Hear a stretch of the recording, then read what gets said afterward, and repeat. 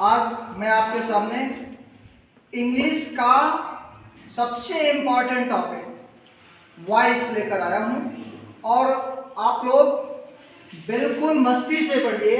मेरा दावा है कि इसको पढ़ने के बाद आपको वॉइस बिल्कुल कंप्लीटली आ जाएगी।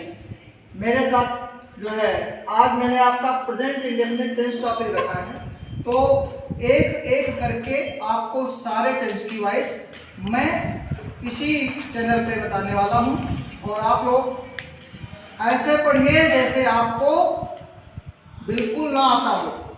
फिर भी पढ़ने के बाद मेरी गारंटी है आपको ऐसा कुछ भी नहीं बचेगा जो आपको ना आए, ये मेरा दावा है। तो थोड़ी सी रिक्वेस्ट है, आप लोग अगर चैनल पे नए हो तो चैनल को सब्सक्राइब कर देना और बेल आइकन का बटन दबा देना तथा वीडियो को लाइक कर देना। तो आइए शुरू करते हैं। बच्चों, प्रेजेंट इंडेफिनिट टेंस वॉइस देख के आपको घबराना नहीं है, बिल्कुल नहीं घबराना है। जैसे आप बिल्कुल खिलौने की तरह से खेल खेलते हो वैसे वॉइस हो जाएगा, कोई टेंशन नहीं।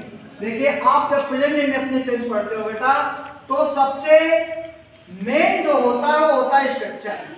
चाहे प्रेजेंट इंडेफिनिट की वॉइस बनानी हो, चाहे प्रेजेंट कंटीन्यूअस की बनानी हो या किसी भी टेंस की बनानी हो, सबसे इंपॉर्टेंट रोल कौन प्ले करता है?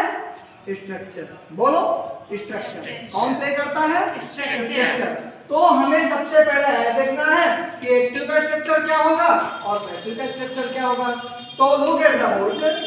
अगर हम प्रेजेंट इंडेफिनिट टेंस की बात करते हैं तो एक्टिव वॉइस का जो हेल्पिंग वर्ब होता है बच्चा, वो होता है डू या डज प्रेजेंट इंडेफिनिट टेंस में। ठीक है, ये आपका क्या है? Helping verb. तो अगर पैसिव वॉइस की बात करेंगे तो पैसिव वॉइस का स्ट्रक्चर का हेल्पिंग वर्ब होगा आपका इज, एम या आर।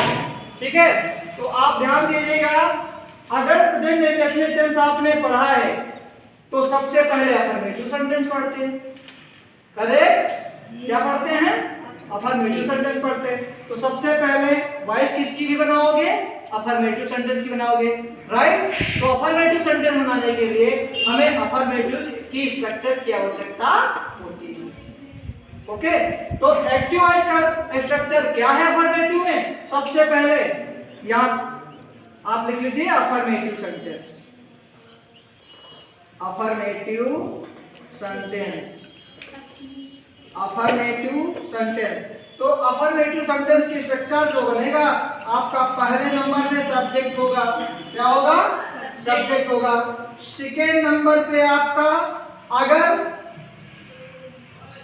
V1 लगेगा कब? जब आपका सिंगुलर सब्जेक्ट नहीं होगा, प्लूरल होगा। ठीक है, प्लूरल होगा तो V1 लगेगा और सिंगुलर होगा तो V5 लगेगा। V5 जानते हो ना, V1 प्लस ES है ना, यस या ES V5 होता है। ठीक है, तो इसको हम थोड़ा सा लिख देते, कुछ बच्चे कंफ्यूज हो सकते हैं। V1 प्लस यस या ES, इसको V5 भी बोलते हैं। उसके बाद में थर्ड नंबर पे आप क्या लगाएंगे? ऑब्जेक्ट। क्या लगाएंगे? ऑब्जेक्ट लगाएंगे। और फोर्थ नंबर पे रिमाइंडर लगाएंगे। रिमाइंडर मींस होता है बचा हुआ शेष, जो भी बचता है, अदर वर्ड जिसे बोलते हो, राइट? तो अगर हम इसको स्ट्रक्चर में सेंटेंस का एग्जांपल बनाने की बात करें तो आपका बन सकता है कि सरिता रीड्स इंग्लिश वेरी केयरफुली। अब यहां आप देखिएगा, इस स्ट्रक्चर से सेंटेंस को मैच करिएगा। सब्जेक्ट तुम्हारा क्या हो गया? सरिता हो गया। क्या हो गया? सरिता हो गया।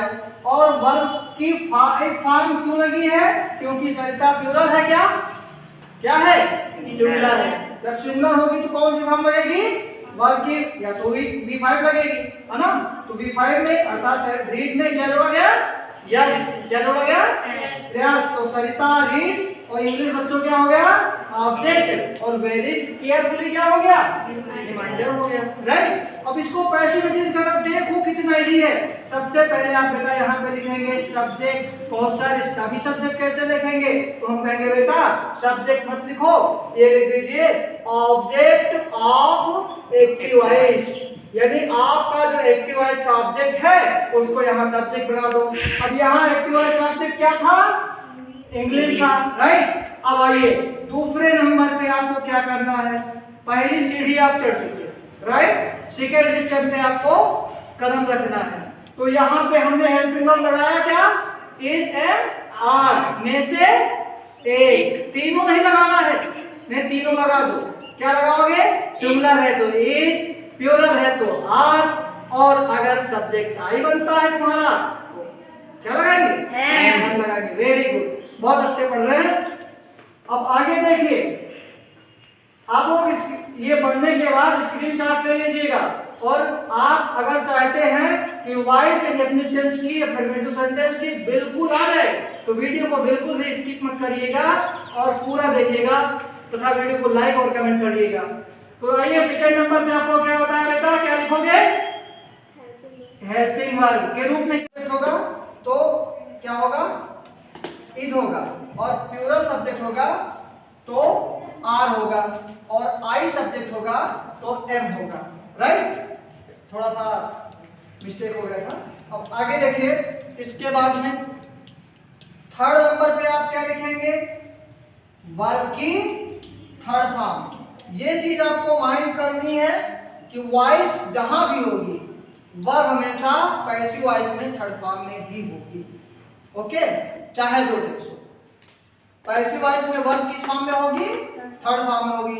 और चौथे स्टेप पे आ जाइए, आपको वाई लिख देना है। क्या लिख देना है? वाई। और पांचवें स्टेप पे आपको ऑब्जेक्ट लिख देना है। लेकिन बच्चों यहाँ क्या लिखेंगे? Subject of active voice. क्या लिखेंगे? सब्जेक्ट ऑफ एक्टिव वॉइस, अर्थात जो तुम्हारा यहाँ ये था इसको यहाँ ले आओ, राइट। जो सब्जेक्ट इसका था इसको यहाँ ले आओ। अब इसका एग्जाम्पल देखो पैसिव का।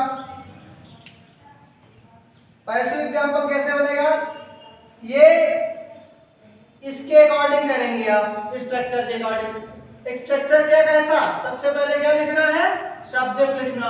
लेकिन इसमें एक शर्त है, सब्जेक्ट लिखोगे तो, लेकिन किसको लिखोगे? जो एक्टिव वॉइस का ऑब्जेक्ट होगा। अब यहाँ एक्टिव वॉइस में ऑब्जेक्ट ढूंढो। क्या है एक्टिव वॉइस का ऑब्जेक्ट? इंग्लिश। लिखेंगे इंग्लिश। अब इंग्लिश एक वचन या बहुवचन? English is singular, so you have to put the verb is, that is contained in singular subject. Understand? singular subject की हेल्पिंग वर्ब क्या लिखी जाएगी?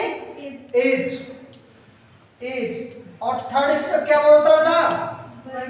वर्ब की थर्ड फॉर्म। बी थर्ड लिख दो। बी थर्ड क्या है? रेड, जो कि रेडी होती है, रेड। चौथा स्टेप क्या बोलता है? बाय लिख दो। उसके बाद में पांचवा स्टेप ऑब्जेक्ट, और छठा स्टेप क्या बोलता है? रिमाइंडर।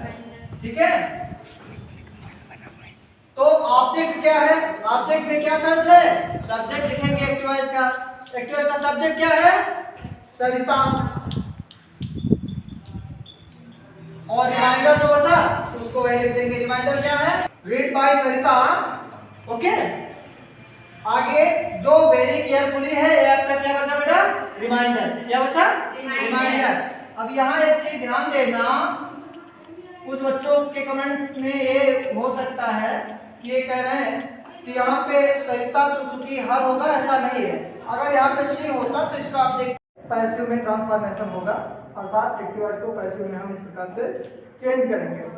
मुझे लगता है कि सबको समझ में आ गया होगा। अगर कहीं कोई डाउट है बेटा तो आप लोग कमेंट्स में कमेंट करिए और वीडियो को लाइक करिए, चैनल सब्सक्राइब करिए। धन्यवाद।